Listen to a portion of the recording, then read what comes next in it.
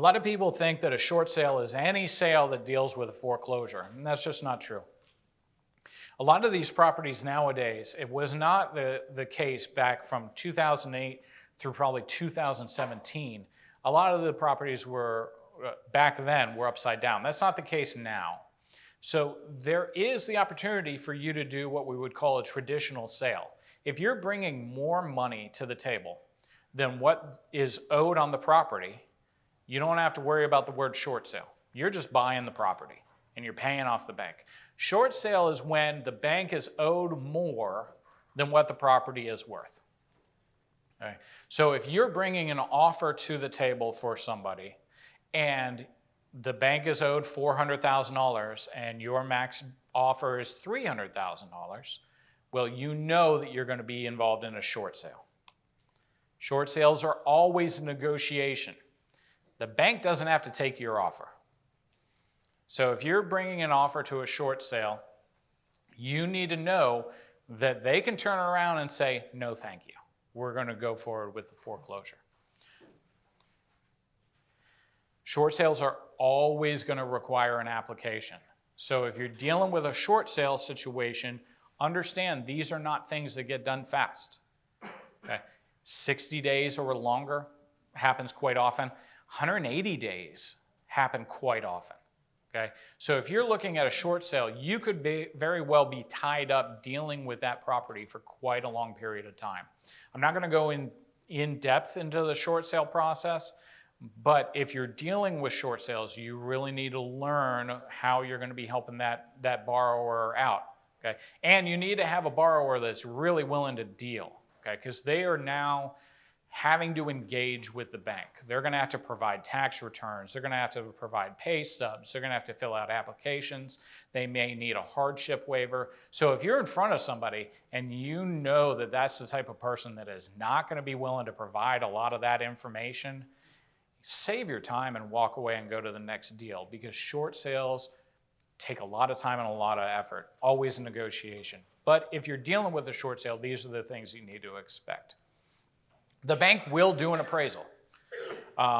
So the bank, as part of their process, will do an appraisal, and they will give you a discount because they know that this is a distressed sale.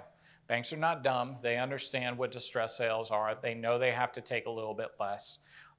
And they, for the most part, are going to be willing to do that. Not always. There are lots of reasons why, and we won't get into all those reasons. But for the most part, discounts on short sales exist. My wife and I, we bought our first home on a short sale. And we hounded that one. This was back in 2011. We hounded that bank for a long period of time. So we stayed on top of it. We were diligent with it, but we did buy it at a short sale.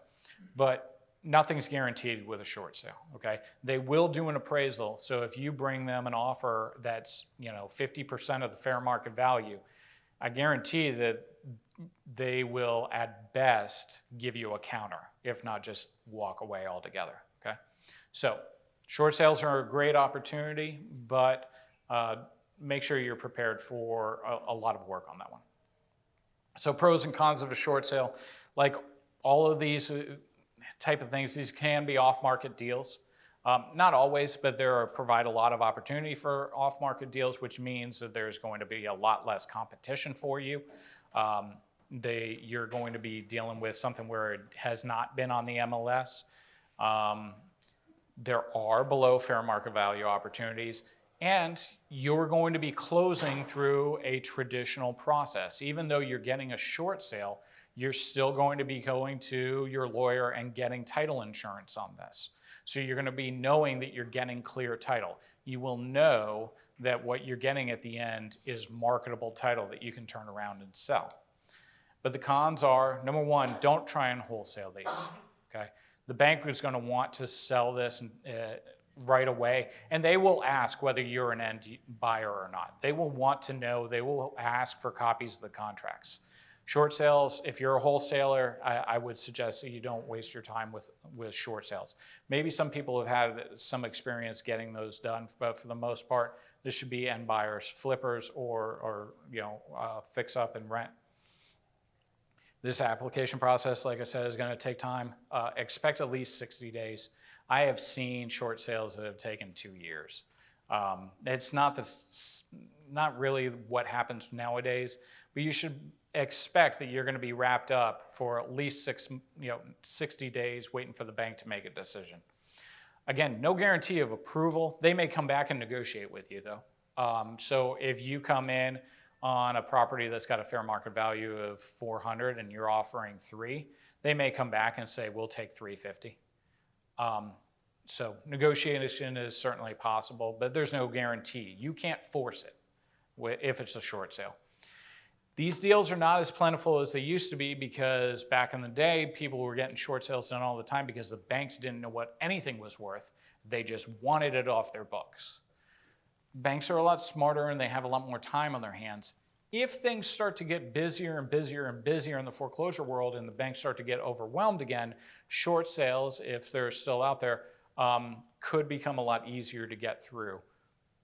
You're still dealing with right now that there's not a ton of meat on those bones, but they're available if you do enough research. All right, so let's talk about the foreclosure auction. Foreclosure auction is a great place to bid if you want some deep discounts, if you want something that's less competitive. If you're an end buyer, again, you're not going to wholesale something that's going up at a foreclosure auction. And the foreclosure is a great place to lose your ass if you don't know what you're doing, okay? So the foreclosure auction is final. You know, there's always exceptions, but you should assume the foreclosure auction is final. And you get what you bid on. People have thought about, auction, you think of somebody with a gavel, do I hear 20, do I hear 30, 35, 40? No. No, not for foreclosures, not in Florida at least. We do online auctions. So gone are the days for almost all counties, and certainly all the counties around here that you would be dealing with. Gone are the days where you go down and bid at the courthouse steps. I've been there. I remember doing the bidding with my parents at the courthouse steps. That doesn't happen. It's certainly not anywhere around Duval County. There are some smaller counties that don't want to pay the online auction fees, but for the most part, you're going to be doing any bidding at the foreclosure sale online. County doesn't actually mean county. It means insert the name of your county here, .realforeclosed.com. Okay, so if you wanted to go and check out the foreclosures, you would go, say, in Duval County, duval.realforeclosed.com. Anyone else besides me live in St. John's? Yeah, spell out Saint. Do not put ST, you won't get it. stjohns.realforeclosed.com. Clay, Nassau, they all do their foreclosures through here. Ultimately, what happens and what you will receive if you were the winning bidder, or whoever is the winning bidder in an auction, is going to be a certificate of title. You are not going to be getting a deed. You're not going to be getting a warranty deed. You're not going to be getting a special warranty deed. You're not going to be getting a quitclaim deed. You're going to be getting a certificate from the clerk of court that certifies that you purchased the property. That is a significant thing to know because you are not guaranteed that you're getting clear title. The only thing that you're getting is a certificate from the clerk of court that certifies that you were the winning bidder at the auction, and assuming that the foreclosure was done all right, you have title to the property. So you will have title to the property. You will be able to take this potentially to the sheriff and deal with evictions and things like that. But this is not a deed. There are significant differences between a warranty deed and a certificate of title. For example, we cannot necessarily issue you title insurance just on a certificate of title without going through some additional steps.